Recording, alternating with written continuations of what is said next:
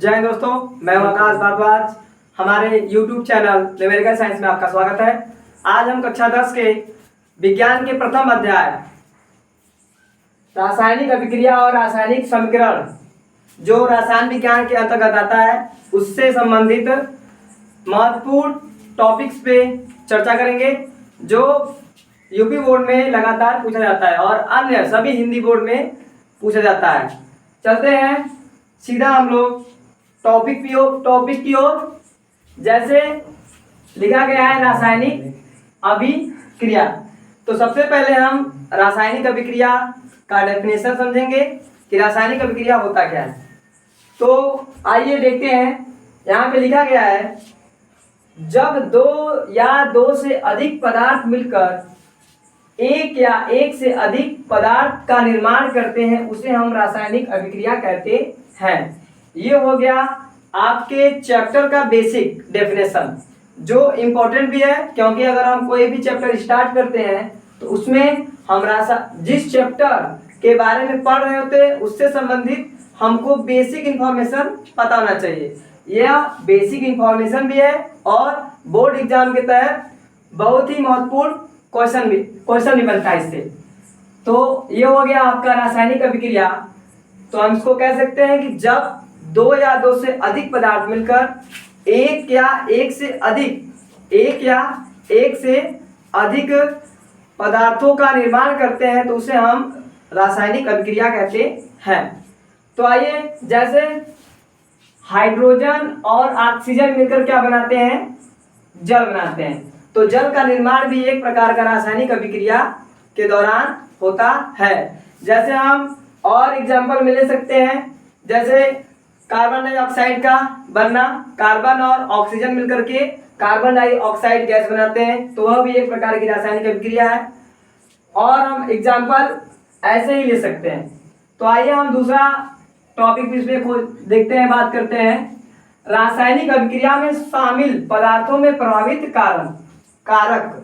जैसे रासायनिक अभिक्रिया जब होती है तो जो पदार्थ रासायनिक अभिक्रिया में भाग लेते हैं, तो रासायनिक अभिक्रिया के पहले पदार्थ के तथा रासायनिक अभिक्रिया के बाद में उसमें कुछ परिवर्तन पाए जाते हैं। जैसे किस किस का परिवर्तन हो सकता है?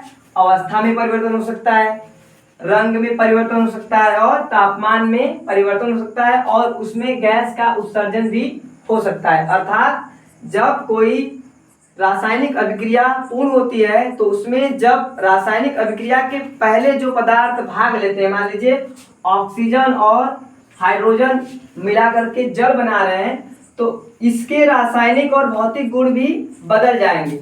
जैसे हाइड्रोजन और ऑक्सीजन मिलकर जल बनाया, तो इसमें अवस्था परिवर्तन हो सकता है। अवस्था परिवर्तन कैसे होगा? जैसे यहाँ पे O2 है, ऑक्सीजन है, गैस है, हाइड्रोजन है, गैस है, लेकिन यहाँ पे जल बन गया, तो यह क्या लिक्विड होता है। तो यही हो गया इसकी अवस्था परिवर्तन। रंग में परिवर्तन भी हो सकता है, रंग में परिवर्तन, और इसका टेम्परेचर भी परिवर्तन हो सकता है तापमान में।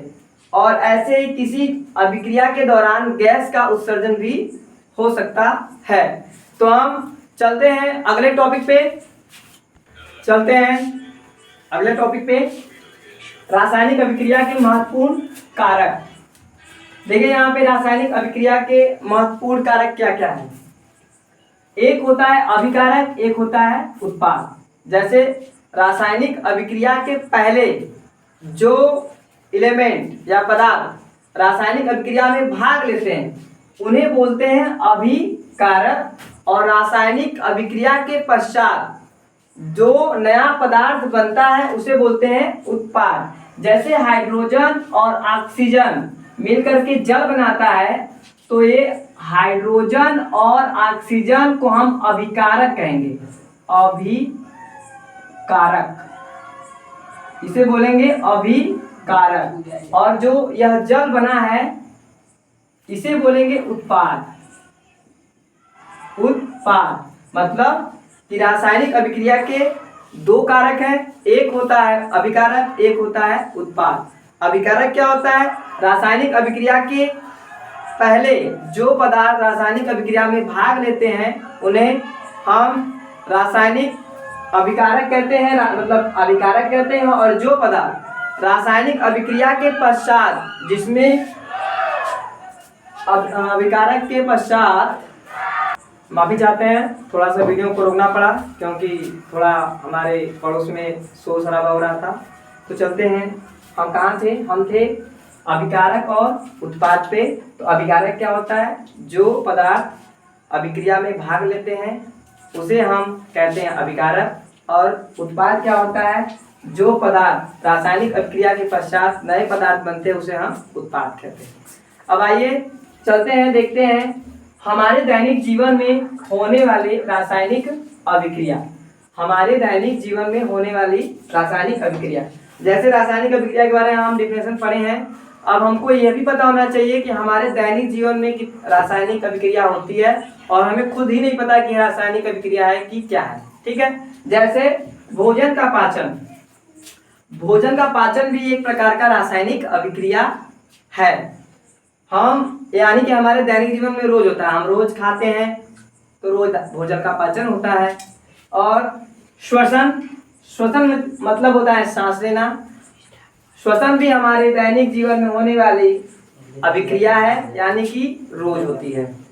दही का जमना, दही का जमना भी एक रासायनिक अभिक्रिया है। और लोहे पर जंग लगना भी एक प्रकार का रासायनिक अभिक्रिया है। तो यह रहा हमारे दैनिक जीवन में होने वाली अभिक्रिया। अब हम चलते हैं अगले टॉपिक पे। चलते हैं अगले टॉपिक पे। यहाँ पे लिखा गया है रासायनिक समीकरण। रासायनिक समीकरण, जैसा कि चैप्टर का नाम ही था, रासायनिक अभिक्रिया और रासायनिक समीकरण। तो रासायनिक अभिक्रिया के बारे में अभी हम आगे और पढ़ेंगे। इससे पहले हम रासायनिक समीकरण के बारे में समझ लें कि रासायनिक समीकरण क्या होता है। रासायनिक समीकरण क्या होता है? देखिए, रासायनिक अभिक्रिया को रासायनिक समीकरण द्वारा प्रदर्शित किया जाता है। रासायनिक अभिक्रिया रासायनिक अभिकारकों एवं उत्पादों में पदार्थों के प्रतीकों का प्रयोग करते हैं। प्रतीकों के साथ उनकी अवस्था को भी दर्शाया जाता है। अर्थात जैसे हम, यह हो गया रासायनिक अभिक्रिया। ठीक है, तो रासायनिक अभिक्रिया में हम अब तत्वों का नाम जानते हैं, जैसे हाइड्रोजन, लिथियम, हीलियम, यह सब होता है। तो इनके साथ हम क्या करते हैं? इसका इस्तेमाल करते हैं। तो जैसे ये हो गया हाइड्रोजन, तो हाइड्रोजन का 2 अणु मिल करके और ऑक्सीजन का 2 अणु मिल करके, यानी ऑक्सीजन का O होता है, हाइड्रोजन का H होता है।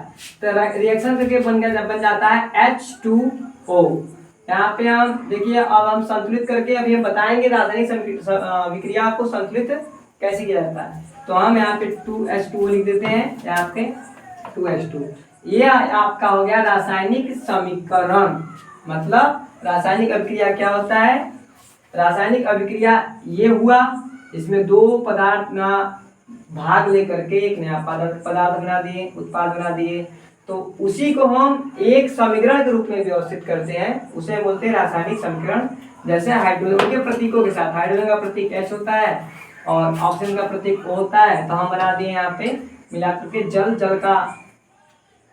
जल एक यौगिक है, इसका सूत्र होता है H2O। तो इन्हीं दोनों से मिलकर बना है रासायनिक समीकरण। तो हो गया रासायनिक समीकरण। अब हम अगला वीडियो में रासायनिक अभिक्रियाओं के प्रकार एवं रासायनिक समीकरण को संतुलित कैसे करते हैं वो बताएंगे। तो यदि आपको वीडियो अच्छा लगा हो तो चैनल को सब्सक्राइब कीजिए और वीडियो को लाइक कीजिए, ताकि अगले वीडियो का नोटिफिकेशन आपको आसानी से प्राप्त हो सके। तब तक के लिए जय हिंद।